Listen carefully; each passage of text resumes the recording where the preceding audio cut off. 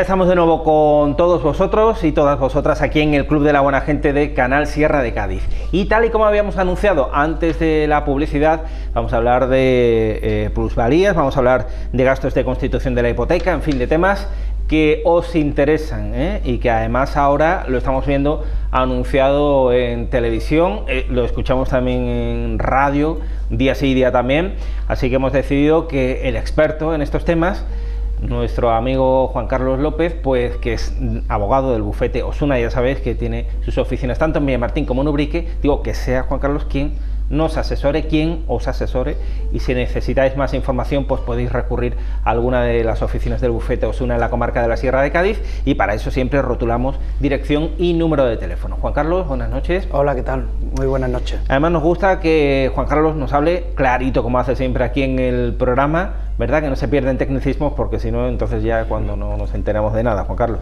Vamos a hablar de plusvalía para empezar y luego también de los gastos de constitución de hipoteca, esto que estamos viendo anunciar ahora, ¿no? Lo vemos o lo escuchamos en la radio, de que te devuelven los gastos de la constitución de la hipoteca, esto es posible, esto es verdad, pues un abogado os va a decir qué es lo que pasa exactamente, ¿vale? Así que no cambiéis de canal, que os viene muy bien. Pero vamos a empezar con el tema de la plusvalía. ¿En qué consiste el impuesto conocido como plusvalía? Es la primera pregunta que te hacemos, Juan Carlos. Sí, bueno, pues el impuesto que conocemos como plusvalía, efectivamente, aunque realmente su nombre técnico es muy largo, es un nombre complejo, realmente lo que viene a hacer es un impuesto que se fija para el incremento que experimenta el valor del suelo. Es decir, tenemos un inmueble siempre urbano, no rústico, tiene que ser un inmueble urbano, y con independencia de que se haya construido, ¿no?, que sea un solar vacío, o que cuando lo compramos fuera un solar vacío y al venderlo ya hemos construido, con independencia de lo que se haga sobre ese suelo, es decir, exclusivamente en el suelo, la administración entiende que desde que nosotros lo compramos ha ido experimentando, con el paso de los años, va experimentando un incremento de valor, es decir, adquiere más valor, va subiendo el precio. Entonces, sobre la diferencia de precio entre lo que lo compramos y lo que tiene cuando lo vendemos o cuando ya no lo tenemos, sobre esa diferencia se establece, se le aplica un porcentaje y es de lo que se paga el impuesto. Claro, aquí jugamos con el plus, que es más en inglés, ¿no? Valía más valor, ¿no? Sí, tiene más valor. En fin, ¿cuándo hay que pagarlo, Juan Carlos? Pues lo tenemos que pagar cada vez que se produzca un cambio de titularidad del bien, es decir, cuando lo vendemos o cuando cambia de manos, cuando llega un nuevo propietario a ese terreno. Da igual que sea una compraventa, da igual que sea pues por una herencia, hemos heredado, a raíz de un fallecimiento, heredamos un inmueble, una casa o un solar, hay que pagar también la plusvalía. Que eso no tiene nada que ver con el impuesto de sucesiones, ¿no? Efectivamente, no, esto es un impuesto, además de liquidar el impuesto de sucesiones, que ya estuvimos hablando de él en una ocasión, tenemos que liquidar el impuesto de la plusvalía. También es muy importante destacar que en el caso, por ejemplo, de un fallecimiento, el viudo o la viuda que se queda viviendo en la misma vivienda donde ya vivían, pero claro, estaban casados en gananciales y hereda respecto de la mitad de la casa que era de la persona que ha fallecido, no hereda la propiedad, pero sí va a heredar normalmente un usufructo. Esto es lo habitual. Entonces también habrá que pagar plusvalía por este usufructo, es decir, el viudo o la viuda también tienen que pagar plusvalía por una vivienda en la que ya venían residiendo y van a seguir haciéndolo. No, lo que está claro es que aquí tiene que pagar hasta, vamos, Tokis que tiene que pagar aquí. Bueno, ¿quién tiene que pagarlo, este impuesto, el de plusvalía, Juan Carlos? Pues en el caso de una compraventa, en condiciones generales, la paga el vendedor. Es decir, la persona que compró la casa en su día y hoy la vende más cara, en teoría, y ha experimentado ahí una ganancia, y entonces es el vendedor. En el caso de que sea adquirida a raíz de una sucesión, de un fallecimiento, pues el heredero o el cónyuge viudo o viuda. Bien, si acabáis de poner la tele y decís, hombre, este abogado me gusta cómo se expresa, me estoy enterando de lo que dice, ya sabéis que es Juan Carlos López del bufete Osuna, oficinas en Ubrique y en Villamartín, de todas maneras siempre tenéis la dirección y el teléfono rotulado, ¿no? Vamos a ver, yo me compro una casa, pongamos por ejemplo, ¿no? Valorada en 25 millones y la vendo por 50 millones. ¿Yo tendría que pagar ahí un impuesto aproximado de cuánto, Juan Carlos? Pues depende mucho porque de varios factores. En primer lugar, porque como dije, realmente no se paga por el precio total de la vivienda, sino solo por lo que la administración entiende que vale el suelo y que se ha incrementado el suelo. Entonces, además, como es un impuesto municipal, cada ayuntamiento, dentro de los límites que le fija la ley, juega mucho con ellos y cada ayuntamiento es un mundo. O sea que esto es como el impuesto de sucesiones, no se paga lo mismo. Efectivamente, solo que en ese caso es por comunidades autónomas y aquí es por cada ayuntamiento. Con lo cual es imposible predecir cuánto se tiene que pagar o dar una generalidad. Lo que sí, con carácter general, se suele incrementar. Lo que viene a predecir la administración es que el suelo del que somos propietarios cada año se incrementa en torno a un 2%. Siempre se va a ir incrementando de valor un 2%. Y esto se hace con un máximo de 20 años. Es decir, que si llevamos 50 años con una casa, no van a decir que sino solo los últimos 20 años. Bien. Bueno, está habiendo sentencias al respecto sobre este asunto. ¿En qué consiste, Juan Carlos, qué está ocurriendo? Sí, pues aquí lo novedoso de la situación es que, claro, hasta ahora yo creo que si nos quedamos hasta el año 2007-2008, todos estaríamos de acuerdo en que efectivamente la vivienda o el suelo siempre ha ido subiendo de valor. Esto es algo que todos sabíamos. Bueno, compras una casa y las casas nunca bajan de precio. Por tanto, bueno, podríamos estar de acuerdo en el supuesto en el que partimos, ¿no? Bueno, pues hay que pagar un impuesto porque has tenido una ganancia. ¿Qué ocurre? Que como todos sabemos, a raíz de la crisis, pues la vivienda ha caído y en algunos casos ha caído mucho. Hay gente que está viéndose obligada a vender su vivienda por un valor muy por debajo de lo que le costó.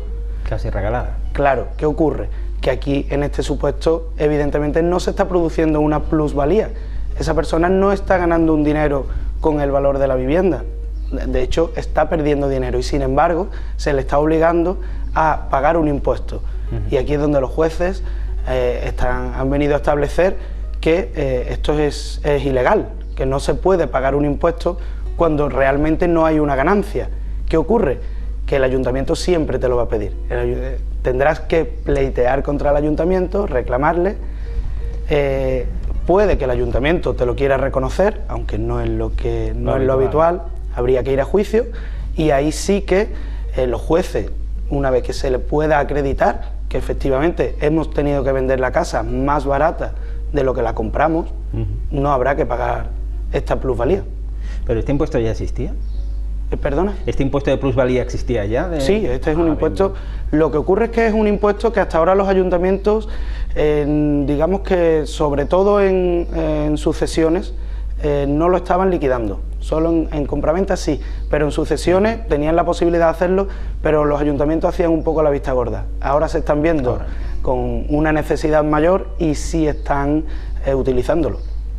Bueno, vamos con el tema de gastos de constitución de la hipoteca, que a todos y a todas os sonará más o menos, ¿no? Ahora nos anuncian, nos venden, entre comillas, que podemos recuperar esos gastos. Bueno, pues profundicemos en el tema. ¿Cuáles son exactamente los gastos de constitución de una hipoteca, Juan Carlos? Pues son los gastos básicamente los que tenemos que pagar cuando pedimos un préstamo al banco y formalizamos la hipoteca. Es decir, hablaríamos de los gastos de notaría, de los gastos del registro de la propiedad para inscribir esa hipoteca y también una liquidación de impuestos que hay que pagar por la constitución de la hipoteca. Hablaríamos de esos tres casos. Sí que es cierto que tenemos que tener en cuenta, no podemos confundir los gastos de constitución de la hipoteca con los gastos que habitualmente se pagan a la vez por lo que es la propia compraventa. Tenemos que distinguir lo que es la constitución de la hipoteca en sí misma con lo que son los gastos de compraventa, que eso quedarían fuera de estas reclamaciones. Es un tema aparte, ¿no? Bueno, lo que se nos vende en esos anuncios en radio y televisión es que el banco te lo va a devolver sí o sí, pero yo te pregunto, Juan Carlos, ¿tiene que devolverlo el banco, los gastos de hipoteca? Según qué situaciones, sí. Y explico por qué. La hipoteca, la gente asocia la palabra hipoteca con préstamo. Sin embargo, no es cierto. O sea, es un error muy común, y confundimos hipoteca con el préstamo. La hipoteca realmente en lo que consiste es en una garantía especial que tiene el banco, por la cual si la persona que ha solicitado el préstamo no le paga el préstamo, el banco va a poder quedarse esa vivienda, ejecutando la hipoteca. En eso consiste la hipoteca. Es decir, que aunque esa persona pues tenga otras deudas, deba dinero a más gente, por lo que sea, pues da igual, la casa, la vivienda será en primer lugar para el banco, hasta que el banco reciba el dinero que le prestó a esa persona. Entonces, claro, lo que aquí ahora se plantea y se le ha planteado a los jueces y están dando la razón es ¿quién es el verdaderamente beneficiado de que se constituya una hipoteca? El verdaderamente beneficiado es el banco, que es quien tiene una garantía. Y sin embargo los bancos hasta ahora, y esto ya está cambiando, han obligado al cliente a que asuma todos los gastos de la constitución de la hipoteca, cuando realmente el beneficiado es el banco. Entonces, en la mayor parte de los casos, los jueces están tirando, digamos, por la calle de en medio, como se suele decir, y dicen que no, que se tienen que asumir por mitad. La mitad de los gastos del banco y la otra mitad el cliente. Con lo cual, pues, lo que están diciendo los jueces es que el banco tiene que devolverle al cliente, o pagarle en este caso, porque no fue un dinero que ellos recibieron, la mitad de los gastos de constitución de la hipoteca, que hablamos de, en una hipoteca media, entre 2.000 y 3.000 euros. Eso te iba a decir, unos 2.000 o 3.000 euros, ¿no? Pero con independencia de si esa hipoteca es del año 84, como si es de 2017, o... Claro, aquí la clave es, mientras la hipoteca, mientras el préstamo hipotecario sigue vivo, mientras se está pagando, podemos reclamarlo. Bien. Da igual el año en el que se constituyó. Hipoteca, ¿no? Y una vez que se deje de pagar, hay 4 años para pagarlo, para reclamarlo, perdón. Aunque el préstamo ya lo termináramos de pagar, o haya habido una dación en pago, o se vendió la vivienda y el comprador con el dinero pues se canceló el préstamo. Tenemos 4 años desde que se cancele el préstamo. Bueno, pues ya lo sabéis. ¿Y hay sentencia firme del Tribunal Supremo sobre este tema? En este caso no. Si bien en el caso de la cláusula suelo todo está ahora mismo mucho más claro porque tenemos sentencia del Tribunal Supremo, aquí no. Aquí todavía no ha llegado. Es un tema que está más reciente y entonces no está por pronunciarse aún. Bueno, ya hemos dicho el plazo que hay para reclamar, ¿no? Exactamente, son 4 años. 4 años, bien. ¿Hay que devolverlo en todos los casos, Juan Carlos? No, en este caso, sobre todo, aunque ya digo que al ser un tema nuevo, no ha venido el Tribunal Supremo todavía a dejar las cosas claras y está habiendo discrepancias entre algunos jueces. Sin ir más lejos, he dicho antes que la mayor parte de los jueces están condenando al banco a que abone la mitad de los gastos, pero hay jueces que están condenando al banco a abonar todos los gastos, aunque no son la mayoría, no son las sentencias que más vemos. Entonces, en este caso, se debe devolver el dinero cuando la persona actúa, digamos, como consumidor, porque le ampara los derechos como consumidor y usuario.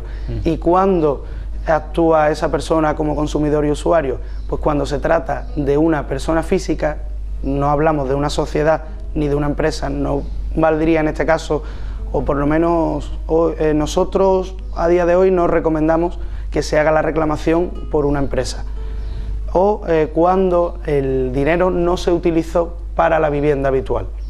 Entonces, si estamos en el supuesto más típico, que es una persona, un matrimonio, una familia, una persona sola que pide un préstamo para su vivienda habitual, está plenamente factible a priori la reclamación. Si no hablamos de uno de esos supuestos, bien porque no sea persona física, bien porque pues el préstamo, el dinero se fuera a emplear, por ejemplo, para un negocio o para una vivienda en la playa que no es la primera vivienda, ahí hablamos de situaciones más complejas en las que también se puede llegar a conseguir, pero es más complicado. Hay que utilizar una argumentación diferente y entramos en un terreno más delicado. Bueno, pues Juan Carlos López ya sabéis que es nuestro abogado en el Club de la Buena Gente, pero evidentemente él trabaja en Bufete Osuna, en Ubrique y Villamartín tenéis las oficinas, y hoy nos ha propuesto el impuesto conocido como plusvalía, los gastos de constitución de la hipoteca, ya os ha quedado claro qué es lo que ocurre en estos casos, y un último tema que planteamos y ponemos sobre la mesa, diferencias entre invalidez y discapacidad. Juan Carlos. Sí, antes de entrar en el tema, si me permite, tengo que decir que también tenemos ahora oficinas en Bornos, en la calle Veracruz, número 24, allí también pueden encontrarnos. Estupendo, entonces sería Villamartín, Bornos y Ubrique. Efectivamente. Estupendo. ¿Diferencias entre invalidez y discapacidad? Sí, pues esto es un tema que es bastante recurrente porque quien más y quien menos pues conoce a alguien afectado pues que tiene una discapacidad o que está cobrando una pensión de invalidez, y sin embargo son temas que habitualmente se confunden, son complejos, y yo creo que con unas nociones básicas se puede aprender bastante. Tenemos que distinguir, por una parte, son dos conceptos diferentes, entonces son dos conceptos que a su vez cada uno se le puede llamar de dos maneras diferentes. Por tanto, si hablamos de minusvalía y hablamos de discapacidad, es lo mismo, son sinónimos. Y si hablamos de incapacidad y hablamos de invalidez, también es lo mismo. ¿Vale? Entonces, son conceptos complementarios, pero que van referidos a situaciones diferentes. De modo que la discapacidad va referida a, se refiere a la capacidad, la aptitud que tiene una persona para afrontar las tareas normales de su día a día. Si puede agacharse o no, si puede ducharse solo, si se puede hacer de comer, si se puede... Es decir, las capacidades para afrontar los problemas de la vida diaria. Esto se llama discapacidad o minusvalía. No lleva, normalmente, salvo un grado ya muy importante, no lleva aparejada ayuda económica, pero sí lleva aparejada determinadas ventajas. A partir de que esta es la que se concede en un tanto por ciento, pues tiene una minusvalía el 33%, 40%, 80%, y entonces a partir del 33% ya se considera a esa persona minusválida y ya se puede beneficiar de determinadas ventajas, como puede ser poder aparcar en las plazas de minusválidos, o a la hora de acceder a un empleo, pues las empresas tienen, las grandes, medianas y grandes empresas tienen que guardar unos puestos de trabajo para personas con discapacidad, pues se puede acceder a esos puestos de trabajo. También ventajas fiscales en determinado momento, a la hora de adquirir un vehículo, no se paga el sello en el ayuntamiento, todo esto es lo que va asociado a la minusvalía. Y por otra parte tenemos la invalidez o la incapacidad, que se refiere a la aptitud para desempeñar un trabajo.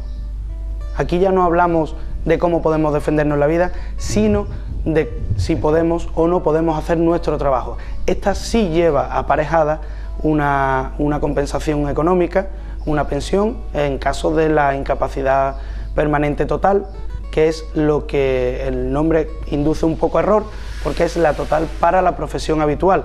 Esto es lo que en la calle se suele conocer también como la media paga, es decir, cuando por parte del INS se determina que por una dolencia, una enfermedad o una situación impeditiva que por motivos de salud te impide hacer tu profesión habitual, pero sí puedes hacer otra. Habría que ver entonces cuál era tu profesión habitual. Bien. De este modo podemos tener a dos personas con la misma enfermedad o con la misma patología, que una cobre una pensión de invalidez y que otra no la cobre. ¿Por qué? Porque incapacite para un trabajo determinado, pero no incapacite para otro. Luego sí que nos encontramos un grado mayor, que sería la invalidez absoluta, que esa sí es para todo trabajo, y entonces ahí sí que todo con la misma dolencia, bueno, pues da igual porque es indiferente el trabajo que desempeñe cada uno. Ahí sí que estaríamos ante una pensión que cobraría todo el mundo, que sería de un 100% de la base reguladora, mientras que la otra, que no lo he dicho, la total para la profesión habitual, solo es de un 55% de la base reguladora que tengamos, es decir, es una pensión que nunca va a llegar al sueldo que tenía la persona. Pero eso sí, es compatible con realizar otro trabajo. Muy bien, pues 3 temas que hemos puesto esta noche sobre la mesa, cada cual más interesante. ¿En qué consiste el impuesto conocido como plusvalía? Ha sido uno. Otro, ¿cuáles son los gastos de constitución de la hipoteca y si nos los devuelven? Ya habéis podido ver lo que ha dicho Juan Carlos López, abogado del bufete Osuna. Y el último, las diferencias entre invalidez y discapacidad. Que habéis llegado tarde, que lo habéis pillado ya cuando iba por la mitad de su exposición o argumentación, pues no pasa nada, ya sabéis que tenéis todas las entrevistas, todos los reportajes en nuestro canal en YouTube, en nuestra página en Facebook y también nos podéis seguir en Twitter. Pues Juan Carlos, muchísimas gracias y hasta dentro de un par de semanas. A vosotros. Nosotros vamos a continuar, pero dadme unos minutos, nada, muy poquitos y volvemos enseguida.